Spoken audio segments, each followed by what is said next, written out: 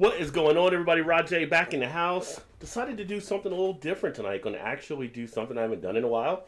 Going to do a live stream review.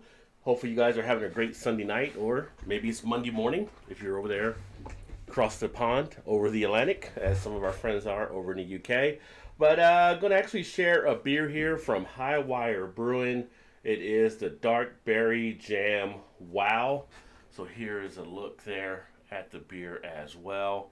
This one comes in at 9% ABV from High Wire Brewing out of North Carolina. Also, kind of wanted to check out the new background that I'm sharing here with you guys for the first time. Let me know what you guys think of it as well by leaving a comment there. But just trying to do some things a little bit differently to see if I actually like the setup of these. Just so happens to be purple like the beer can is. Let's go ahead and crack this baby open and get it into a glass. Actually getting over yesterday being the Beer Fest here in Cincinnati, which was actually a great time as well. Got to enjoy some pretty decent beers. Did not really shoot any footage from the Beer Fest to share. I kind of just kicked back and kept it pretty social. Didn't want to really get tied down. Got some good connections in with some of the different breweries. Able to discuss some various things that I'll be sharing with you guys later on. So in that regard, it was kind of like a day off from kind of YouTube, but just having a little bit of fun. Cheers to you, Mick. Good to see you in the chat, my friend. Happy Monday morning to you, because I know you are across the pond, up late tonight. I'm actually going to do another live stream, Mick, tomorrow. I'm actually off, so I'm thinking tomorrow somewhere, maybe around midday or so, I'm going to actually do a review on the drinks that you actually sent to me and share some other stuff there. So appreciate you, buddy. And if you're happening around to catch that, that'd be awesome as well. But I got to do those earlier in the day, like I said, because they're loaded with caffeine. I just want to make sure I can go to sleep at night. But taking a look here at this one from High Wire, the Dark Berry Jam Wow. You have pretty much a purplish type color on the beer itself.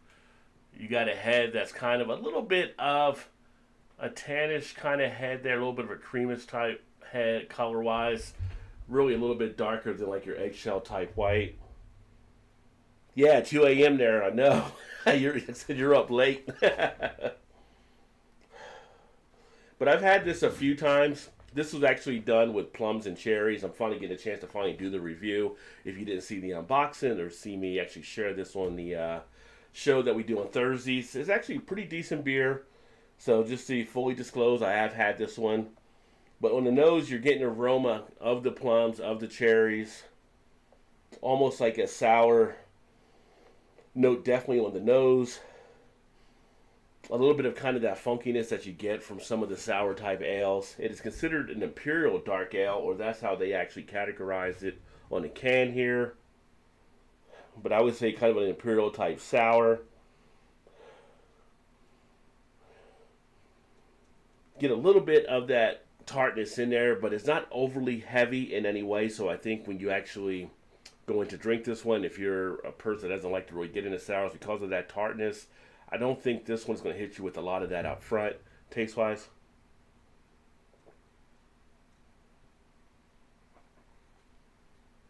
You get hit with a lot of the carbonation on the tongue. You definitely feel the plums there in the mouth. They really jump out a little bit more than the cherries do. But you do have that feel there on the background of the cherries. It's got a nice amount of flavor that sticks around. Not really too drying. Almost kind of like a little bit of a wine type presence with this one here. Stickiness there in the cheeks as well. You can really latch onto the flavor nicely. You got the tongue prickling taking place. As far as appearance, you do get some nice lacing there on the glass, as you can see as well. Head is a little bit hanging in there. Usually in a style like this, the head won't last as long, but this one's trying to hang in as long as it can, it seems.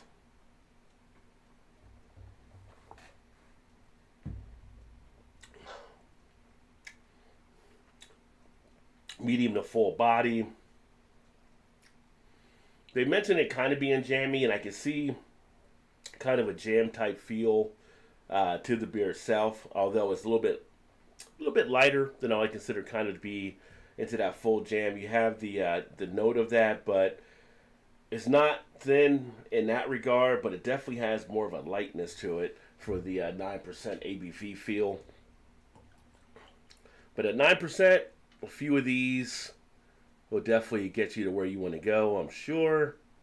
And these were sold in 4 packs of the pint cans. I actually picked up a Rajay deal when I got those, so ended up getting pretty much 12 of them for basically $6.50. So the rough life that I lead, right?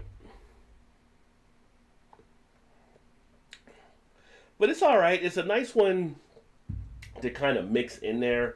I don't think you would want to go through a whole 4 pack. You might even want to share the ones you have of these. But if you want to break up the routine a little bit, or you want something, I want to say a little bit more elegant, it's kind of just a little bit more of a different type feel. Like if I was having something like this at like a brunch and I had like some different types of meats or a meat and cheese type platter, this would actually be something that I could actually enjoy with that a little bit more. I think that would actually go together nicely. Mick said that's like my ex disappointed on the head. LOL. That's funny, Mick. You definitely get hit with that carbonation taking those big burps. I don't know what I'm saying. Taking those big gulps can definitely lead to big burps. I can really feel that in the chest there. But very wineish in this type of beer.